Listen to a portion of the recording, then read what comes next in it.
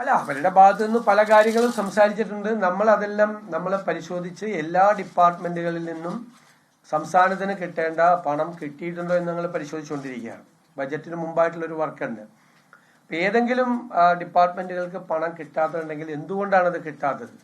നിയമപരമായ തടസ്സങ്ങളോ, ഇപ്പോൾ താങ്കൾ ഇവിടെ സൂചിപ്പിച്ചതുപോലെ യൂട്ടിലിറ്റി സർട്ടിഫിക്കറ്റ് കൊടുക്കാത്തതോ ഓഡിറ്റഡ് അക്കൗണ്ട്സ് കൊടുക്കാത്തതോ ആണോ എന്ന് പരിശോധിച്ച് അത് എത്രയും പെട്ടെന്ന് അത് കൊടുത്താൽ പണം വാങ്ങുന്നതിനുള്ള തടസ്സം നമ്മൾ നീക്കും. അത് സ്റ്റേറ്റ് ഗവൺമെന്റിന്റെ ജോലിയാണ്. അത് നമ്മൾ പരിശോധിച്ചുകൊണ്ടിരിക്കുകയാണ്. നമ്മുടെ ഒരു പ്രോസസ്സ് ബജറ്റിന് മുമ്പായിട്ടുള്ള ഒരു പ്രവർത്തനം നമ്മൾ നടന്നുകൊണ്ടിരിക്കുകയാണ്. അതും അതിന്റെ ലീഗലായിട്ടുള്ള കാര്യങ്ങൾ ഞങ്ങളത് പരിശോധിക്കുന്നുണ്ട്. ഞാനത് പറഞ്ഞു കഴിഞ്ഞ ദിവസം മന്ത്രിസഭാ യോഗത്തിൽ ഞങ്ങളത് ചർച്ച ചെയ്തു. അതിന്റെ നിയമപരമായ കാര്യങ്ങൾ കൂടി ചർച്ച ചെയ്തുകൊണ്ടിരിക്കും. അല്ല, അത് ഉണ്ടാവണമല്ലോ. നമുക്ക് നിലവിലെ പദ്ധതി കേന്ദ്ര ഗവൺമെന്റും സംസ്ഥാന ഗവൺമെന്റും ഉപേക്ഷിച്ചതാണ്. ഞങ്ങളല്ല ഉപേക്ഷിച്ചത്. സിൽവർ ലൈൻ പദ്ധതി ഞങ്ങളെടുത്ത തീരുമാനം എന്താ? ഉപേക്ഷിക്കപ്പെട്ട പദ്ധതിക്ക് വേണ്ടി സ്ഥലം ഏറ്റെടുത്തുകൊണ്ട് ഇറങ്ങിയ വിജ്ഞാപനം അപ്പോഴും നിലനിൽക്കുകയാണ്.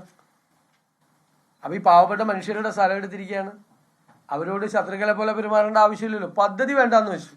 പിന്നെ എന്തിനാണ് സ്ഥലം എടുപ്പിന്റെ വിജ്ഞാപനം? നിങ്ങൾക്കറിയാലോ, സ്ഥലം വിൽക്കാൻ പറ്റില്ല, വാങ്ങിക്കാൻ പറ്റില്ല, നോട്ടിഫൈ ചെയ്താ. മകളുടെ ഒരു കല്യാണം ഉണ്ടെങ്കിൽ നമ്മളൊക്കെ എങ്ങനെ മക്കളുടെ കല്യാണം സാധാരണക്കാരുടെ നാട്ടിൽ നടത്തുന്നത്? അതുകൊണ്ട് ഏതെങ്കിലും കോപ്പറേറ്റീവ് ബാങ്കിലോ കൊണ്ട് പണയം വെച്ചിട്ടില്ലേ?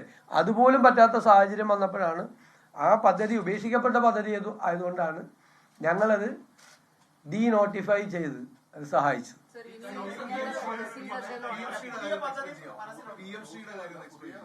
അല്ല, PMCയുടെ കാര്യം ഞങ്ങൾ പരിശോധിച്ചുകൊണ്ടിരിക്കുകയെന്ന് ഞാൻ പറഞ്ഞു. ഞങ്ങൾ മന്ത്രിസഭയിലും ചർച്ച ചെയ്തതിന് ഈ ഒരു ഗവൺമെന്റ് എഗ്രിമെന്റ് വെച്ചതാണ്. അപ്പൊ അതിന്റെ ഇമ്പാക്ട് എന്താണ് എന്നെല്ലാം നമ്മൾ പരിശോധിച്ചിട്ടല്ലേ നമുക്ക് ചെയ്യാൻ പറ്റും. എങ്ങനെ? അല്ല, തീർച്ചയായിട്ടും നോക്കണല്ലേ. നമ്മൾ വന്നിട്ട് എത്ര ദിവസമായി?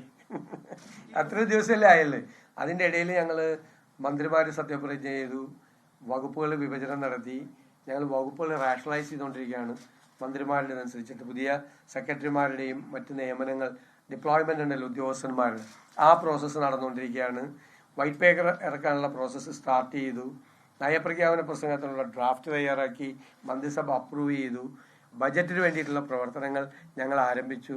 കേന്ദ്ര സർക്കാരിനെ സമീപിക്കുമ്പോൾ പറയേണ്ട കാര്യങ്ങൾ എന്താണ് എന്നുള്ളതിനെക്കുറിച്ച് വിശദമായ ചർച്ച ചെയ്തു. അല്ല, ഡേ ആൻഡ് നൈറ്റ് വർക്ക് ചെയ്തുകൊണ്ടാണ് പോകുന്നത്. അപ്പൊ അത്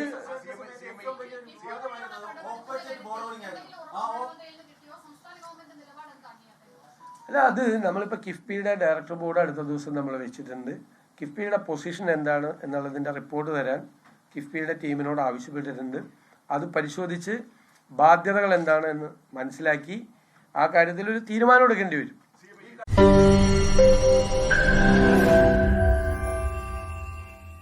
ലോകത്തെവിടെയായാലും ഏത് സമയത്തും 24 വാർത്തകളും ഓഗ്മെന്റഡ് റിയാലിറ്റി പാക്കേജുകളും എക്സ്പ്ലെയിനറുകളും വിശദമായി കാണാൻ ഞങ്ങളുടെ യൂട്യൂബ് ചാനൽ നിങ്ങൾക്ക് സബ്സ്ക്രൈബ് ചെയ്യാം.